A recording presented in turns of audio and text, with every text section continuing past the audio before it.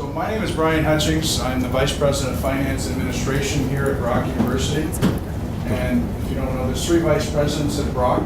There's the President, Dr. Jack Lightstone, and 3 Vice Presidents. There's Dr. Gary Lippin, who's the Vice President of Research. There's Dr. Neil McCartney, who is the Vice President of Academic and also Provo. And I'm the Vice President of Finance and Administration, which means I do everything else that's not in the classrooms, in the registrar's office, or in the library. So everything else at Brock, you see the residences, the security, the Center for the Arts, finances, technology, human resources, campus store, parking, everything you see here is usually falls on my responsibility into some sort of reporting line to the athletics and recreation, what have you. So just put a bit of scope to it. So in the fall, last November of 2013, I did a town hall, 2 of them actually, and advised the university community of some of the things going on at Brock and some of our financial difficulties. And I also then, myself and Dr. Lightstone, my 2 peer vice presidents, did another presentation in April. We received lots of feedback from students. They'd like to see the presentation. Over the course of the summer, we've been doing lots of mini town halls. We've done over 35 of them. One was to your BUSAC executive. And they asked we come here to the board meeting and have a bit of discussion on university state of affairs at Brock University. So before I start a little bit, I would never want you leaving the room thinking Brock is only alone in this matter. Every other university besides 2 in the province of Ontario are in financial difficulties. Okay? Only 2 in this province are not having financial difficulties, and only 2 have gone public with their financial difficulties. Us and Guelph University. So if we had some of our financial difficulties and some of our challenges, we wouldn't be in a better shape we're in today, but we still have some difficulties moving ahead. Okay? So, 14,688 students, many of you know that at Brock, 1,689 students, grad students. What does that mean? That's huge. I grew up in Niagara, I grew up in Grimsby. Came down here to Brock, played a lot of basketball, ended up getting a scholarship playing football, and I played professional football for about 7 years. I'm retired, long retired, and I have a Bachelor of Commerce with accounting designation, an HR designation, and a Master of Laws. But I moved back to Niagara with my family. We live here. When I grew up in Niagara many, many years ago, Brock was a little small undergrad school on top of the hill. It is no longer a little small undergrad school on top of the hill. We are now in the big leagues. We are now a school that does research and has 45 grad programs and 9 PhD programs. We're not the small little undergrad school anymore, folks, and we need to start acting that way. Brock has some swagger and some significance in the Ontario educational arenas. We have 82,000 alumni and growing. You'll see a lot next week. We're 50th anniversary. Many are coming back to many functions. 92% employment rate, one of the highest in the province of Ontario. 597 full-time faculty members and 964 permanent staff members, so 1,500 permanent staff members. We do 5,400 T4s a year. Many students and part-time instructors as well. So we're a big organization. One of the biggest organizations in the Niagara region besides Niagara College and the casino. And across the street of the region of Niagara, where I was the treasurer for 14 years. I've been here at Brock for 2 years. So, the town halls, for those who are around or saw them on video, or when you look at Brock's financial statements for the last 5 years, Brock has lost $33.65 million, $6.5 million a year. Okay? On average, $6.5 million a year. What were some of the reasons for this? When you see some of the reasons, it's government policy. When you see MTCU's budget, they'll say they want 4.4% a year increase in budgets. None of that was provided to universities. It was provided things many of you would enjoy, which is great. It's Ontario tuition grants. It's MTU's budget. Many other tax credit incentive plans. We've seen a 1% reduction in our it's called an efficiency charge, which costs us $1.7 million. A $750 tax for every international student. A tuition freeze at 3%, which costs the university $2.5 million a year. 1%, a tuition change in framework, which which costs $1 million. It costs the UNC $71 million, which is changing how we charge for tuition. All told, it costs the university about $9 to $10 million in government policy changes over the last 3 years. Remember that $9 to $10 million for later in my presentation. Expenditures. The university is growing in leaps and bounds. Brock's doubled in the last 12 years. You hear that all the time. It's a big school, right? Expenditures are growing at 7-8%. For those who study the economy and economists or political science, you understand in 2008 we had a major meltdown. Brock and the university sector was still growing at 7-8%. Most businesses were going the opposite direction, decreasing expenditures by 7-8%. What happened when I started, when Brian Hutchings started, November 5th, 2012, couldn't put any more students in Brock. There wasn't enough space, classrooms. 7-8% growth, trajectory going like this, all of a sudden a flat line ceiling. What happens? You go to the next slide, like pull that up, you have budgets like this. Your growth is going at 7-8%, and you have no more revenues coming in because there's no more students coming in, no new students. So if I go back to this slide, I'll show that other slide. Enrollment rates at Brock have been flatlined. Across the province of Ontario last year, we saw a 3.5% reduction in students. For the last 30 years, the universities have been growing and growing and growing. We are now seeing the reaction of demographics going down across the province of Ontario. You've seen it in Atlantic Canada for years. We're now seeing it in Ontario. We're not seeing it out west yet. Different economy out there and different population growth. We're now seeing the population going down. We're seeing applications. Brock will go up 0.8% increase in growth next year. Actually this year. But the rest of the sector is going down 3.5%. Why are we doing so well? Great reputation, great branding, great recruiting. We go off stride for a second here. What's the number one thing we're doing here at Brock University besides providing you a great education?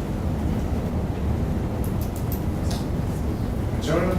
We're being contributing members to Niagara community. So actually, that's one of the best things. So they're actually good. What else are we doing?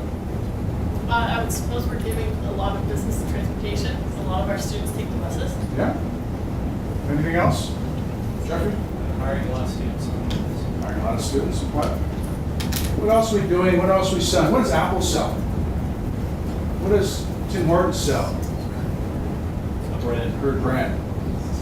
Brock is selling its brand. When you go down to the athletic center and you see some of the things going on, trying to badgerize, that's the proper word, the athletic center, some of the things going on with our recruiting and what have you. Yes? Do you have any breakdowns on that in terms of expenditure and increases in enrollment? Not at the moment. I can give you that later, but not right now. So we're selling a brand. I'm selling a brand for you. So when you walk out the door, the president is, and you go for a job, the employer says, wow, Brock University. When you walk out this door today, you should be talking proud about Brock. Because the more you talk proud about Brock, the more you're selling your brand. And the more employable that brand is. Enrollment rates, I said, across the sector, they're going down. It's a very tough market anymore. You can't just open the door and ask for people to apply. It's becoming very competitive.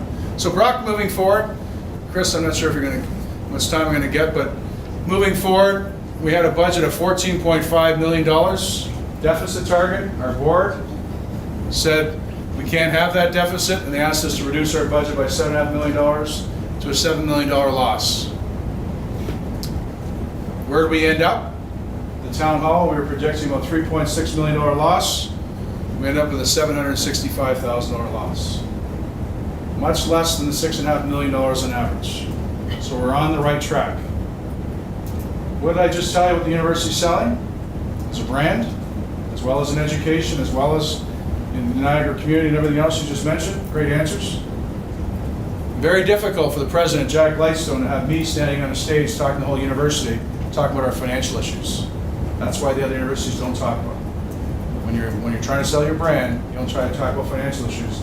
We need to talk to students and all the staff members who know the fact and realize we need to band together to get this number down to this number, and they did. If you were affected at all in your jobs and things you do around here, it did not, one filter we had, it would not affect the student experience, it did not affect your faculty or any of your teaching. It was the first filter we had. It affected a number of other administrative functions. If you were affected at all, I apologize and I want to thank you very much for during last year. Most of the staff here, you know, we reduced our staffing in the administration here by 86 staff. Now, before you go on, Yep. can I get a motion to extend for 20 minutes? So we seconded, Fuller and Jeffrey. All in favor? Okay, continue. So moving forward, so that's last year. Oh, sorry. That meeting with the staff, I was at that meeting because I had to do a mushroom for Ron. Am I correct in saying that most of those positions that were, that people had to leave their positions, they were positions that they had either retired for or were just discontinued? Thank you. Thank you. That's always, I'm glad you clarified that. 86 staff, 40 of which, thank you very much. 40 of which were just jobs that went vacant. We didn't replace them. 27 of which people just decided to retire, and 20 of which we actually terminated their employment. So really, out of the 86, there's 20. Thank you, Jeff. That's a great point. And so there's 86 positions that were eliminated, but really 20 people were affected. So thank you. So that's last year. And moving ahead, this year, we had a projected deficit going into this year at $3.2 million. The board of directors again said, we can't have that. You're on the right path. The quote has been in the papers. We're still in the woods, but we're on the right path. There's a couple obstacles coming up, but we're on the right path. Brock is definitely on the right fiscal footing. It's always been on the right academic footing, but we're on the right path. They said, you know, you need to find $3.2 million. And so we've made a commitment to the board that we'll come back with a nil budget. So we're, again, reviewing. This will not be job loss. This will be in, there's some, you know, things like travel and expenditures and meals and those sorts of things, trying to reduce those sorts of costs, and as well as some other issues like some capital expenditures and what have you. I firmly believe we'll get there this year. It is a challenge, and we're still in budget mitigation mode. Anything you want to know and more that I've just talked about, and all this stuff for the 14-15 budget on that summary sheet I just gave you previous to this is available in this book, and it's available online. Every detail you want explains our budgets and what you want to see. Eventually down the road, we will also have our capital budget to see where we're doing our roof repairs and to see where future capital projects will be. All that stuff, it's all about transparency. It's one of the reasons why I was hired here, was to be very, very transparent. My mother always told me, I come from nothing, my mom always told me that if I don't lie, I don't have to remember anything. It's pretty easy. Okay? It really is. Okay, talking loud because I know what, I've sit in this room a lot and I know what these things, I know the back end, so if I'm talking too loud for you, then I'm sorry, but I know the people in the back corner will have a problem. So what did we do? We started on June 26, 2013 after the board, so we got to reduce our budget by $14.5 million to $7 million. We started 9 programs. The one that got focused on was program review. Those of you here a lot in that summer, we talk about program review. There's 4 things we're going to do. One, we're going to either increase programs, we're going to keep them the same, or we're going to look at efficiencies in the programs, or we're going to cut them. What's the one everybody focused on? We actually did administrative review. We did cut one program called continuing education. It was more for adult education, like walking in the Short Hills Park and those sorts of things. Cut that program, saved about $200,000 in our program, and so it's losing. And then we actually added a program, our security. There was no nighttime security, watching monitors. The campus now becomes 24/7. So we actually increased the program in administration. There's a whole bunch of programs being reviewed for efficiency at the moment. And right now, the Senate is reviewing all the academic programs to determine their program review, and the Senate is looking after that. But we've reviewed all the administrative programs. We're looking at a lot of efficiency reviews. Talked about government relations already. We have a retirement planning and redeployment strategy for faculty who retire. They're tenured, so we have to, when they retire, then we have the ability to move and hire different faculty, as well as advancement, trying to fundraise a little differently. That's what that means. We right now fundraise where we try to get big dollars from big donors. We're going to try to branch that out to more alumni and more faculty and staff. Trying to find alternative revenue generating opportunities. I'm an accountant by trade. It's not that hard. Anybody else in accounting? Studying accounting here? Equipment, there you go. It's not that hard. Income statement. You can either increase revenues or decrease expenditures to balance your budget. It's a lot easier to increase your revenues. A lot easier. It's not fun standing on stage announcing 86 jobs being eliminated at Brock University. I'd much rather announce a new program that raises more money for Brock University. Okay. And then last but not least, research. We make about 15, we're in the big leagues now. We do a lot of research. We make about $15 million a year in research monies.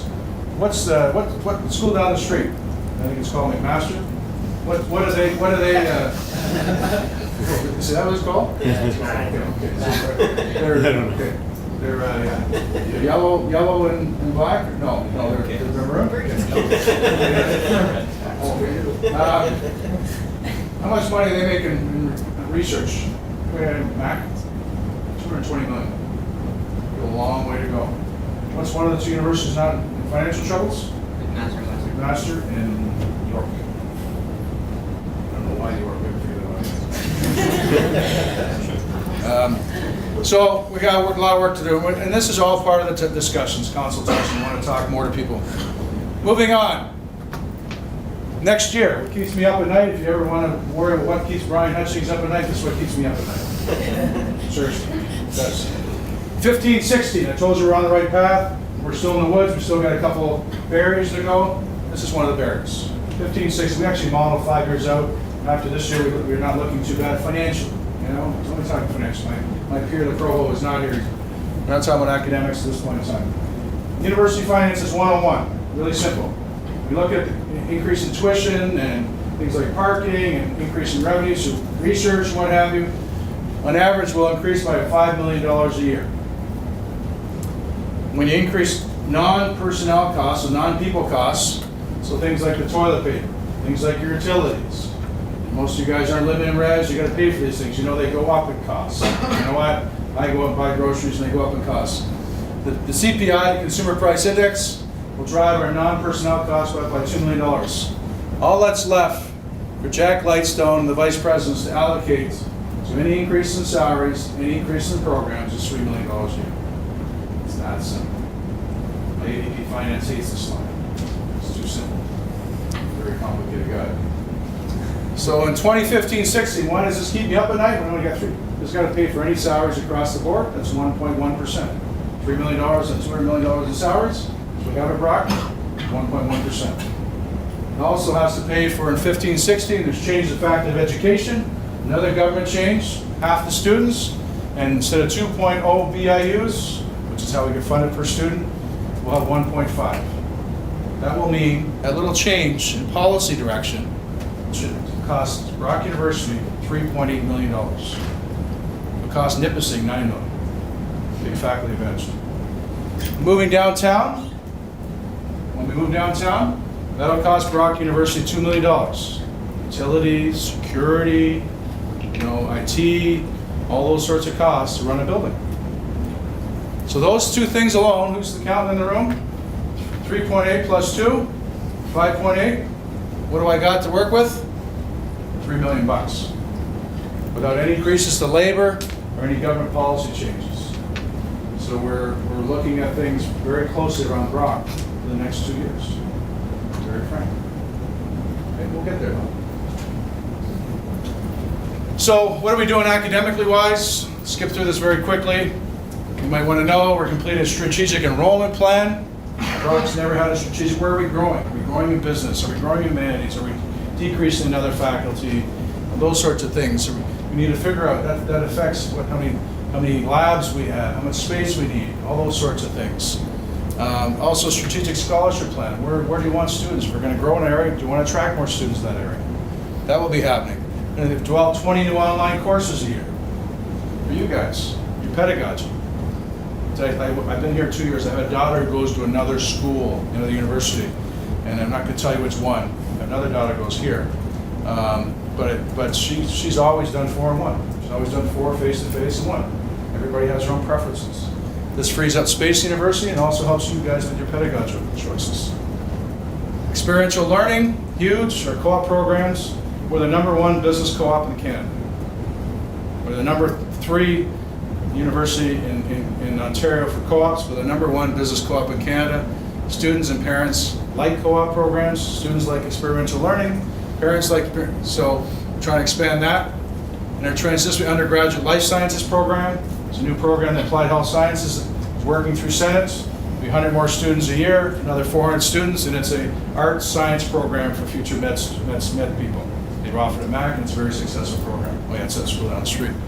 The graduate mental health program as well, looking at that program.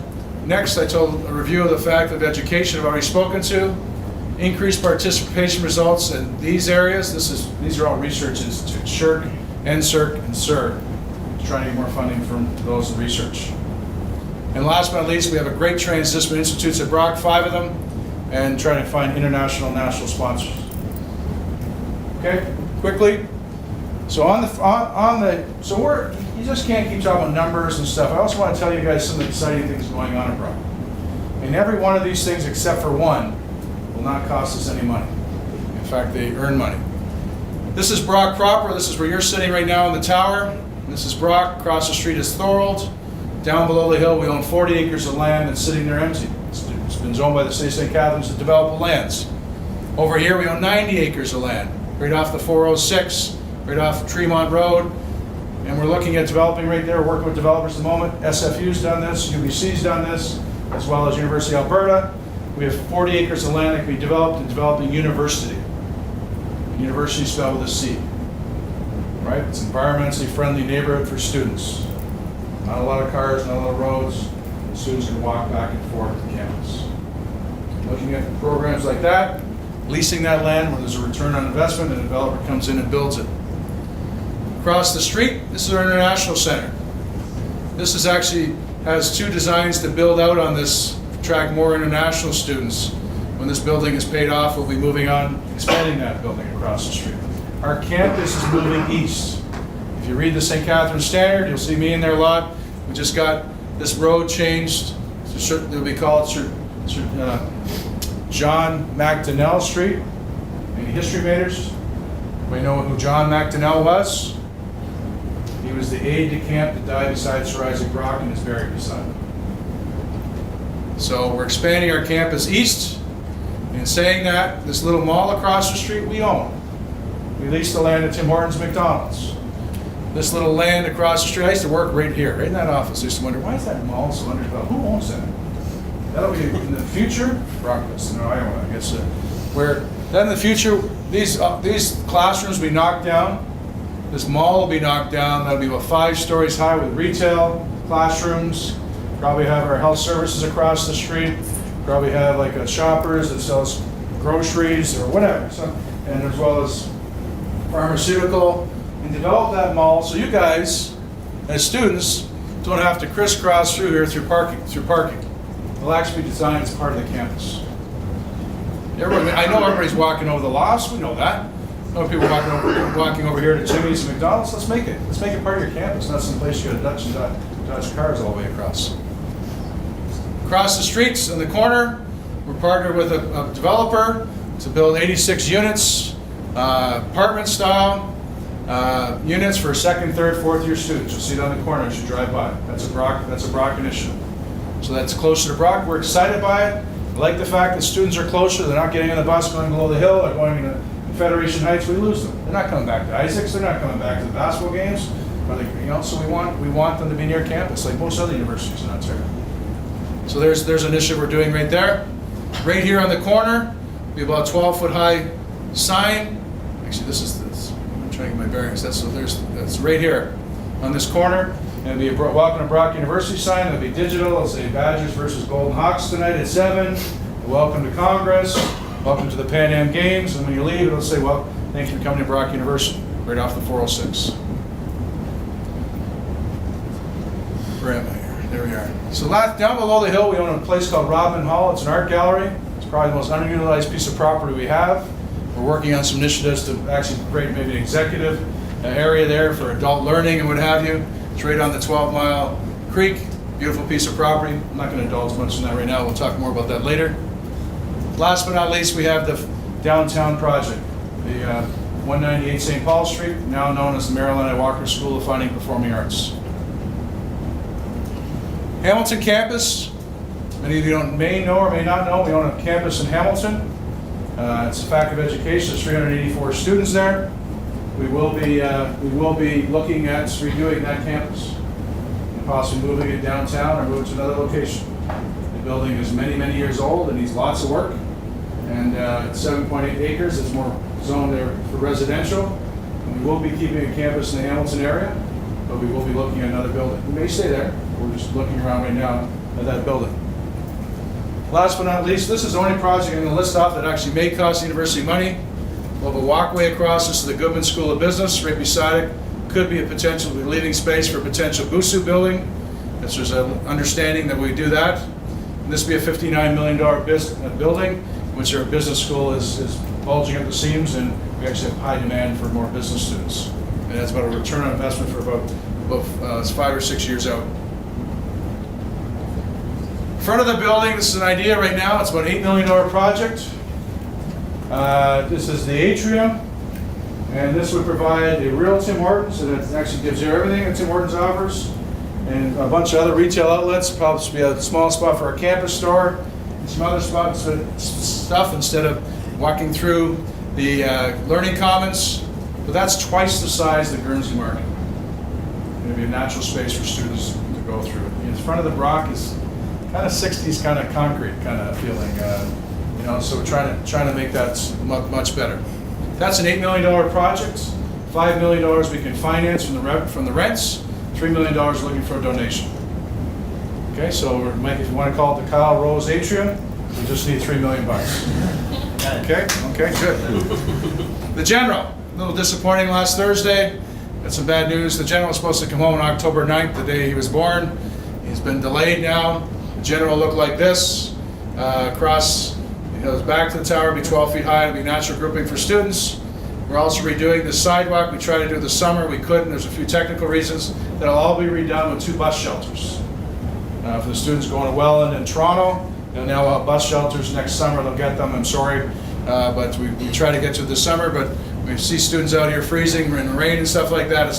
We're trying to change that now. Okay. And last but not least, well, I covered everything.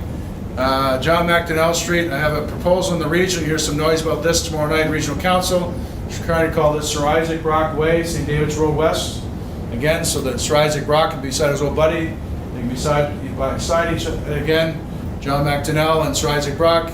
We have to talk about the commercial property, talk about the new residents, talk about the Goodman School of Business, the BUSAC building, the General, the atrium. The only thing I didn't talk was the turf. Last year, thank you very much, BUSAC did a referendum for a turf field. We couldn't get a sponsor for that turf field. It's about $2 million to do one, and we're still looking for that, and it looks very positive at the moment. We'll be able to put a turf field in, but that's still conditional upon, again, finding a major donor. And last but not least, tomorrow, there'll be an announcement tomorrow at 3:30. If you can get a chance, come on out. Do you know anybody who Flora Egerter was? Chris? She was the woman who first initiated the idea for a campus for a university in the Niagara region, 1958, I think. 57. Damn it. Yep. I'll give you an A plus, almost. So, she was a woman, but she was tired of seeing our people in Niagara region leaving, going to other territories, other places to go to school. She put that on. She was the groundswell, and this guy named Arthur Shimon, who was a big guru and big in the pulp and paper industry in Thorold, which was huge in those days, had all the connections, and he took it away and brought all his business buddies in the province, and they did it. But everybody seemed to forget about Flora. We don't have a lot of buildings and streets named after women around Brock University, and we thought we had a lady in political science did a petition, and we'll change the road from Meter Road. We checked with Mr. and Mrs. Meter, and they said it was all right to change it. There is no Mr. and Mrs. Meter. And Flora will now join Thorold to St. Catherine's. She was from Thorold. So that'll be announced tomorrow at 3:30, the official plaque, unveiling of the plaque. Last slide, Chris, and then you're going to pull me off the bus. I told you about branding. I told you about pride. We need to be proud at Brock University. So we now have a bus. Our athletes will go on this. Staff or anybody who wants to use this, you can rent this from Pacific Western. Brock University has first right. It's on the road every single day. But then any time we want that coach bus, it comes here first priority. So let's be proud of Brock, and let's get this thing on the. So if you need to use a bus, please phone athletics, Juliet, okay, and use the bus. Thank you.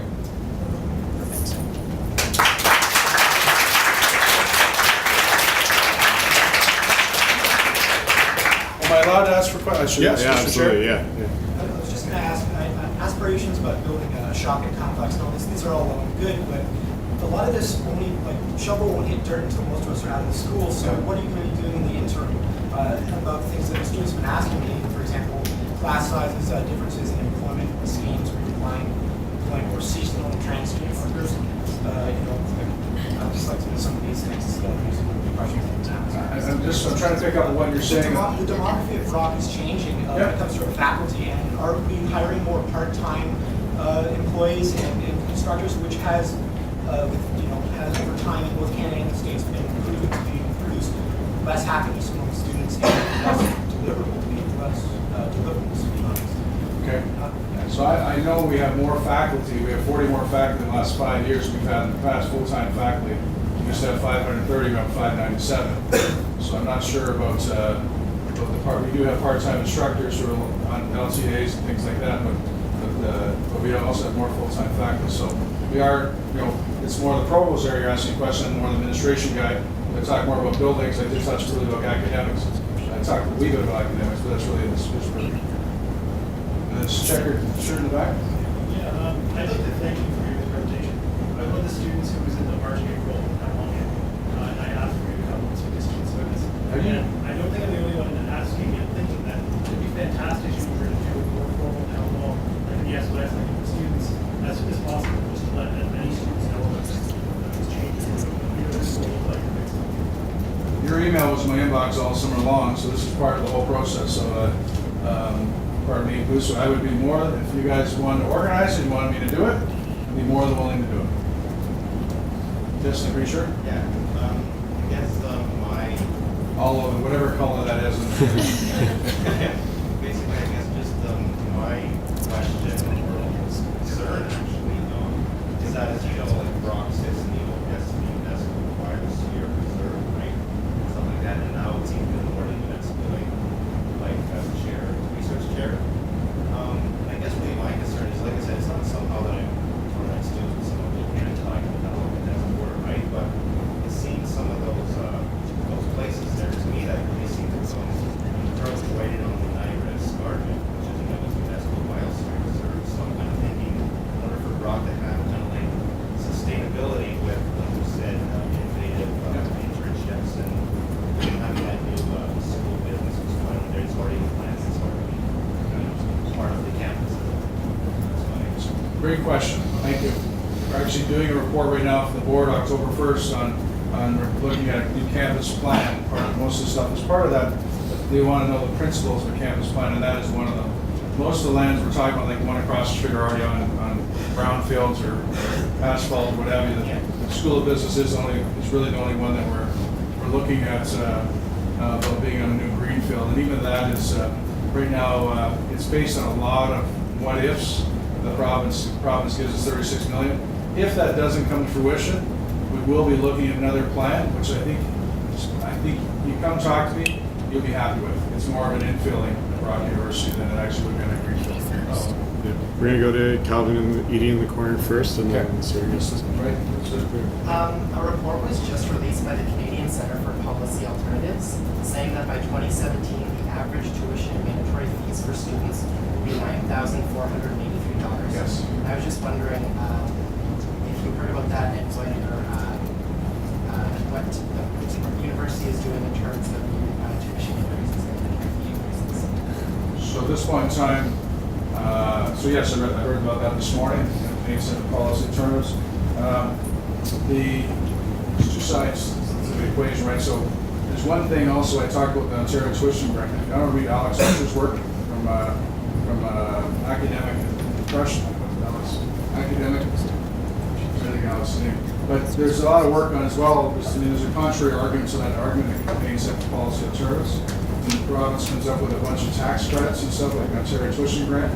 There actually is some analysis that I would be more than willing to share with you. But actually, what the actual net, not the tuition shock, sticker, not the tuition shock, the sticker shock. I'm sorry, but actually the net cost deducted from taxes. The actually take out the Ontario tuition grant. It's much less than what they're talking. And as well, there's another part of this equation as well, which everybody seems to forget about. Remember in the beginning of my presentation, I talked about $8 to $10 million? The province of Ontario is rated 10th per student grant in the country. How many provinces are there? 10. They have not increased the grant per student for over 10 years. The only time, they'll tell you the grants have gone up. They've gone up because students have doubled. But the per student grant hasn't gone up. So there's two sides of the equation. So the universities, just to stay we're allowed to increase tuition by 3% just to stay competitive. I just told you that every university besides 2 are losing money.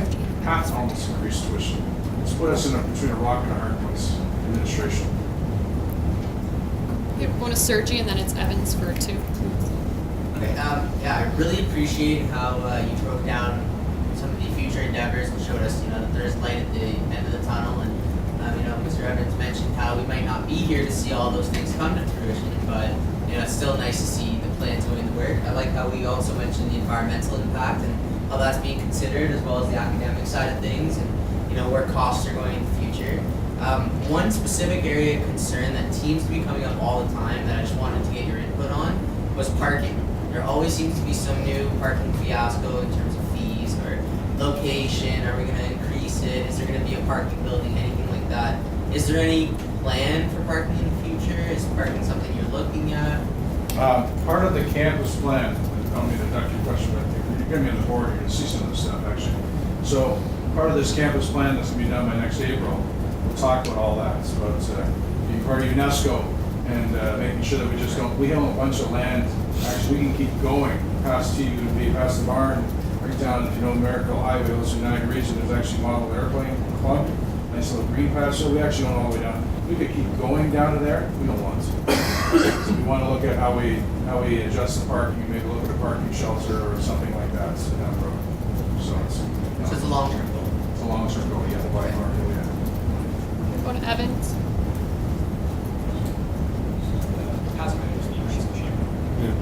So, somebody else? Yeah, sure, go ahead. Lost my train of thought. I think Kemble had a question. Maybe he can take that one. So on the back, let's check. I'm wondering about, so, 2 questions. I'm wondering about, first, how the scholarships versus changed over the last couple of years in terms of the amount of universities getting out for students, not specifically undergrad students, but if you want to put the graduate information out there too. And the second thing that I'm really curious about is the number of jobs at the universities applying for those things, how that's changing. Things like the experience with those contracts. So the scholarships, undergrad increase, mainly because for any tuition increase, we have to provide more scholarships. So it's a metric or a calculation. So the scholarships for undergrad students did increase. I don't have the exact number. I don't want to give it out because I'm on TV right now and I don't have it on the top of my head. It's in that budget book. It's well laid out there. It did increase. I know that for a fact. The student employment has remained the same. We've not cut any student jobs that I'm aware of. But we did eliminate an experience works program. But what we said, because we had a person who was one person administrating it, all we said to the departments was, and the faculties was, put in your budget. Why do we need somebody administrating students for research when the researcher can actually just put it in his budget? So actually we asked faculty, so it didn't increase students at all. We didn't eliminate student experience works, but that $400,000 was an experience works. We just gave the department and said, here, hire people, rather than having one person coordinate it. It didn't make any sense having one person coordinate it. So there hasn't been any deep change in student employment. Do you have a follow-up to that, or? Yeah, sure. So it's just, like the actual number of students employed hasn't changed at all, or it's just the shifting of the money around? We shifted the money back to the faculties and said, here, like we have $400,000, I'm going to say applied health sciences, you historically receive $80,000 a year. Here, take it and hire students with that money, rather than having it sitting in a pot and having somebody apply to Experience Works and having one full-time person all year round. We eliminated that function, and we now just gave the departments and the researcher or the faculty or the dean or whoever can make a decision on that $80,000. Don't quote me on the number. I'm just Anyone want to give speaking rights? No, yes, go ahead. I heard something interesting today from a presentation by ITS. I think it's worth expanding on from council regarding the new changes to the email system for students next year. So Dave Cullum, our CAO here, who works for me at ITS, I'm hoping that some people have seen at least a change in Wi-Fi over the last year. Dave's worked his tail off and tried to, probably not appropriate for TV as well, but Dave's worked really hard to expand Wi-Fi. He's changed our whole server room, back-end server room, and changed our registration system. Remember last year it took about 8 or 9 hours. This year I think it was about 10 or 15 minutes. So Dave and his team have done incredible yeoman's work. One of the things they're working on this year is going to an Office 365 email system for students, which will change your email drastically. UT's done this, many other schools around Ontario, and make your email system much better, a lot less clunky. Right now it's going through a privacy test to make sure that it works. We are receiving today actually, we are receiving some sort of negative feedback to this about private confidentiality and where does this stuff go on Office 365. It's on, it's on the cloud and it's in Canada and all that sort of stuff. So that's why we're doing the privacy test and looking at the university. So there is a lot of work in that area. In fact, that's a great point. I should have actually put that on the screen because Dave had a lot of things. Our IT person is really focused on you guys and really has a lot of actually proposals for students to make your life better. He's still trying to jack up the Wi-Fi. It's got a lot better in residences, but it's still got a long way to go, especially the queue. That's the tough one. Can I get all hands up for questions right now? Does anyone still have questions? Or? Okay. Seeing none, thank you for your presentation. Thank you. Thanks.